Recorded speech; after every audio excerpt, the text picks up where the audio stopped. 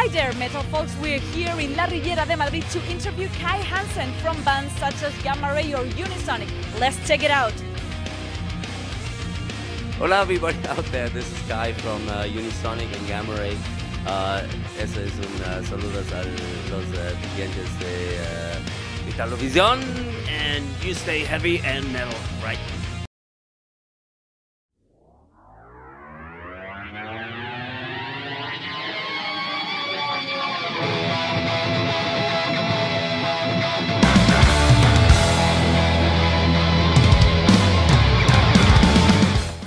Is there any differences between the way of working of Gamma Ray and also the way of working of Unisonic? Well, definitely there is, yeah, sure. The basics are, in principle, same everywhere, you know. It's like either you have one songwriter in a band who writes all the songs and tell the others what to play and how to play it, because he's got his vision, he's the main man, and he's dominating everything. But that's not the case in Gamma Ray, that's not the case in Unisonic. Everybody delivers ideas, and everybody else is contributing to that. So whenever somebody comes up with a song idea, either as a demo or in the rehearsal room, says, hey, I got this riff, play this, that. Everybody joins in and puts his ideas on top. Still, it remains the songwriter's song, and that's the way we work. And that works in Gamma Ray, and that works in Unisonic, and sometimes there's, like, you know, somebody in the band does a song, pre-produced as a demo, and or somebody comes up with a rough idea and you start working on it, you know. And it works in both bands. So it's perfect. How do you think Kai Hansen empowers the force of Unisonic?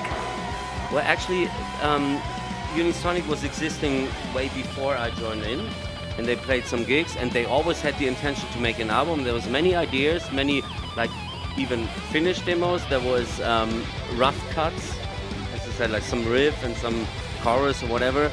And when I joined in, I listened to all of it. We got together and listened to all of it, and I said, my honest opinion, what I think is good and what I think sucks. You know, so we took it from there, and I think I gave the whole thing a push because, as Michael says it, he puts it the way, before nothing really happened because it was not complete. Something was missing, and maybe it was me, and I'm kind of like when I get into things, I'm a driving force.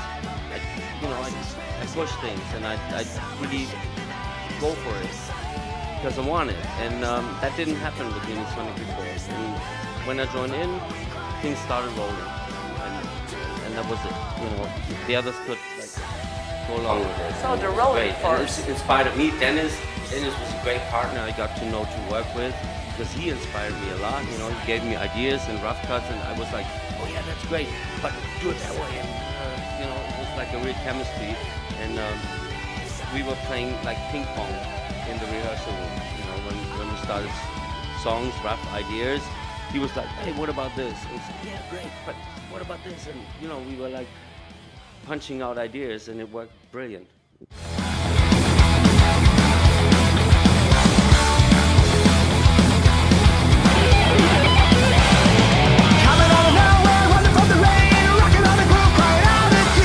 So does it came up that Kai Hansen began playing with Unisonic? Which is the story behind? The story behind, okay. Far-fetched, I'm going back to like me leaving Halloween, and then later on getting to know that Michael has been like fired somehow from Halloween, and you know, doing something on his own. And from that point on, you know, we've always been like having a close kind of chemistry. There's many songs I wrote for the Keeper albums that were very much dominated by the influence of his voice. I think, you know, he kind of inspired me to write songs like Halloween or March of Time.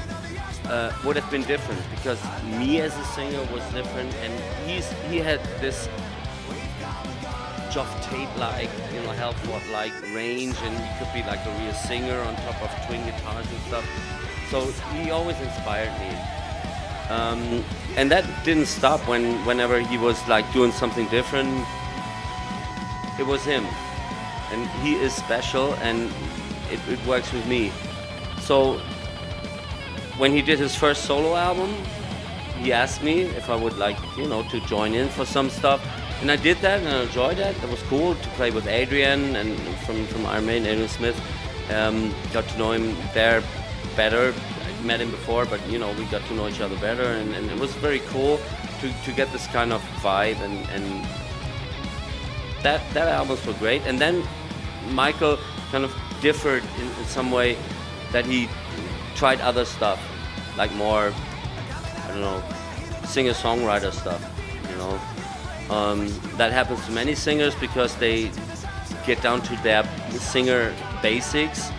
So some singers get to the point where they think it's like, I'm a singer, and therefore I'm not like a shouter in a heavy metal band. I'm more, you know, I'm more, especially the good ones. Michael joined in on some of the Gamma Ray albums, you know, as a guest role, and it was always cool with us. We were never so close, but we were never parted in some way. And then the key point was that I got to know that he's doing a real band, not some kind of project and only an album, that he wants to go on stages again, that he wants to make a rock band and stuff like that with Unisonic. And I thought, cool, very cool. And then it happened that we got together on the Avantasia tour, and that was the first time we went on the stage together.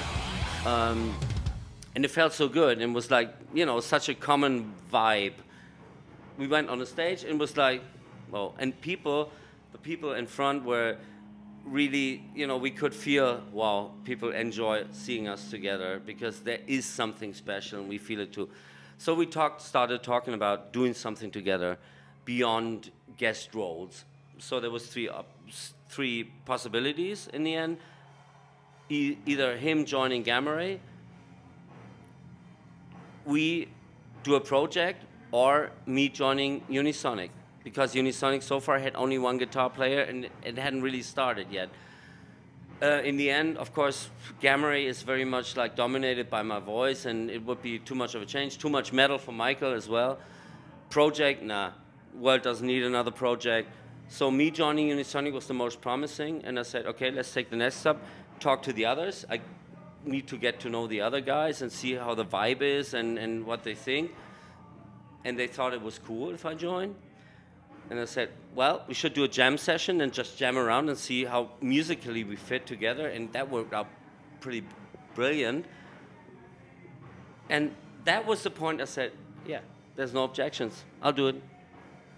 And we started working on the album. How do you feel when you play the Halloween songs?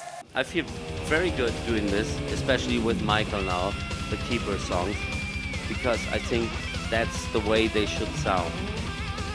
Because I'm honestly saying, guitars, drums can be replaced in some way,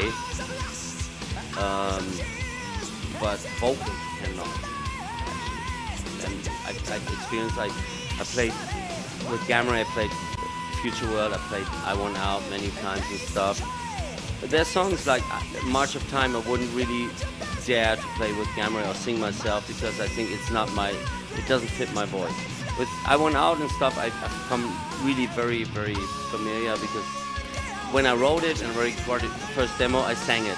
And it was my, you know, my spirit in there. And Michael did a great job in doing it, and that was the way it was on the album. So I think in this combination it sounds closest to the original as you can get, because it's his voice mainly.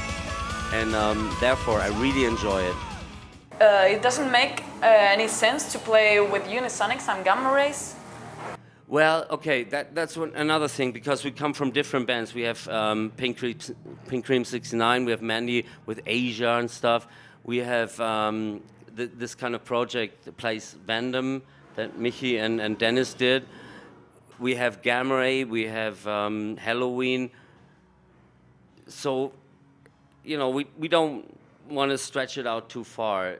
I think it's fair enough if we concentrate on Unisonic stuff and add, because people expect it and because it's, you know, the most featured factor in Unisonic, Michael and me. People expect to have some Halloween stuff, and it's worth doing it, and the other guys are fine with it, you know, as long as it's not like 50% of the show or something. That wouldn't make sense, because we don't want to, you know, stretch that out too far, so people would think, oh, they need to revive the past to survive. We don't need that, actually. I think we're cool with what we do with Unisonic, and give some extra on top is fine, but not overstretch it, and that's it. Well, now the summer has passed, so you made concerts, festivals, also a Latin American tour. What do you think about these last months as Unisonic? It was very good, very successful, and I think we got a great initial start. Of course, with the help of name dropping in some way, because it's not like that we are an unknown band that released a nice album. But there is some names. This is cool in some way, because it's like, you know, it gives you an extra hype. But on the other hand, of course, it implies that the danger that people think, okay, I'm expecting something different. So we're just taking from there, and we are happy with how things are starting now. And I think it's really up to the next album, the constant work we do with Unisonic to prove to people that this is not a one-off project. This is a band that can do more in the future and can get better and even more satisfying to people. So that's our goal. That's the way we're gonna do things and handle things. Okay, so we can conclude that Unisonic is a long-term project.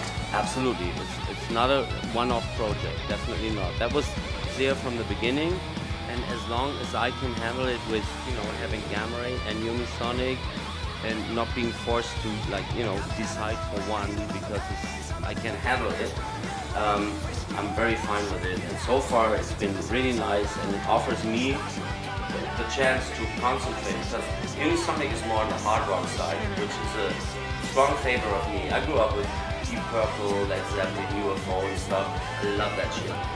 That's not metal, that's hard rock. Yeah.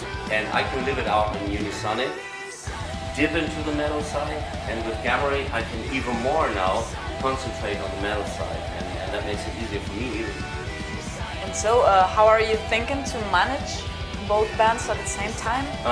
We talked about that in the beginning, and we came up with a general, very simple rule. 1 year is a Unisonic priority year, and 1 year is a Gamma Ray priority year. Very simple.